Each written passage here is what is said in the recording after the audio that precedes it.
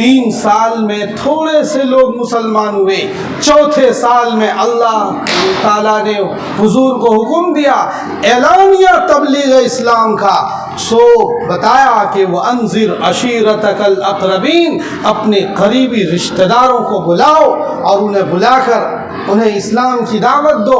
آپ نے مکے میں تمام سرداروں کو، اپنے رشتہ داروں کو، سارے چاچاؤں کو، سارے تایاؤں کو، سب جو قریبی رشتہ دار تھے سب کو پرسنل دعوت دی، اور کوہ صفا پر بلا کر یہ کہا کہ اے لوگو، میں تم سے ایک سوال پوچھتا ہوں، یہ بتاؤ کہ اگر میں تم سے یہ کہوں کہ اس پہاڑ کے پیچھے سے ایک لشکر تم پر حملہ کر رہا ہے تو کیا تم میری بات مانو گے؟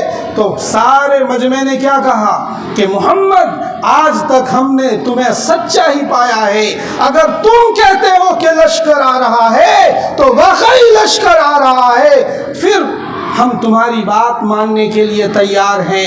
تب جب حضور نے سب کو آزما لیا، پھر یہ کہا قولوا لا الہ الا اللہ تفلحوا، اے مکے کے لوگوں کلمہ پڑھ لو تم کامیاب ہو جاؤ گے۔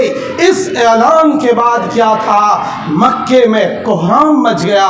آپ کے وہ چچا جو آپ کے پاس آپ کے ساتھ رہتے تھے وہ بھی آپ کے دشمن بن گئے، جیسے ابو لہب وغیرہ ہیں، یہ سب چچا ہی تھے، خاندانی لوگ تھے، اور جوانی دشمن بن گئے۔ اور ابو لہب نے تو کہا کہ لعنت ہو تم پر محمد، نعوذ باللہ، تم نے اسی لیے بلایا تھا ہمیں کیا کہ تم ہمارے خداؤں کی برائی کرو گے، ہماری مورتیوں کی برائی کرو گے، ایک اللہ کی طرف بلانے کے لیے تم نے ہمیں جمع کیا ہے۔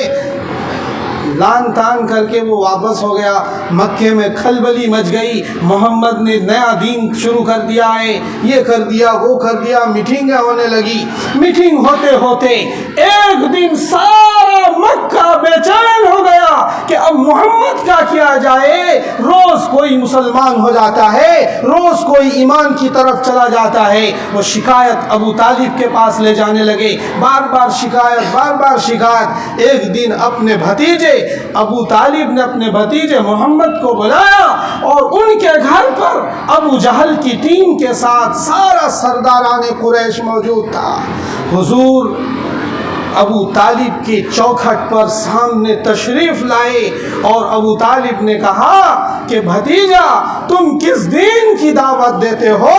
سارا شہر تیرا دشمن ہو چکا ہے، تم نے 2 بھائیوں میں لڑائی کرا دی ہے، رشتہ داروں میں لڑائی کرا دی ہے، ماں باپ کے خلاف تم نے بغاوت پھیلا دی ہے، تمہارا ساتھ کہاں تک میں دوں؟ تو حضور اکرم صلی اللہ علیہ وسلم ابو طالب کی چوکھٹ پر رونے لگے اور یہ کہا چچا جان اگر یہ مکے والے میرے دائیں ہاتھ میں سورج رکھ دیں گے اور میرے بائیں ہاتھ میں چاند رکھ دیں گے تب بھی میں اپنی دعوت سے پیچھے نہیں ہٹوں گا۔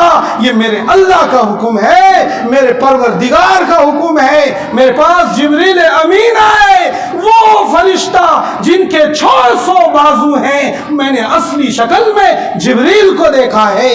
یہ جب حضور نے بالکل اعلانیہ تبلیغ کر دی سب کے سامنے، تو چچا ابو طالب نے کہا ابو جہل سے تمہیں جتنی دشمنی کرنی ہے جاؤ، تم ہر طرح کی تدبیریں کر لو، اور بھتیجے سے کہا تم بھی اپنے کام میں بزی رہو، ہمیں اب کسی کا ڈر نہیں ہے۔ بھتیجے کو سپورٹ کیا۔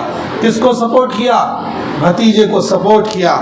بہرحال حضرت محمد صلی اللہ علیہ وسلم نے اپنی دعوتی مشن کو آگے بڑھایا اور یہاں سے چلتے رہے۔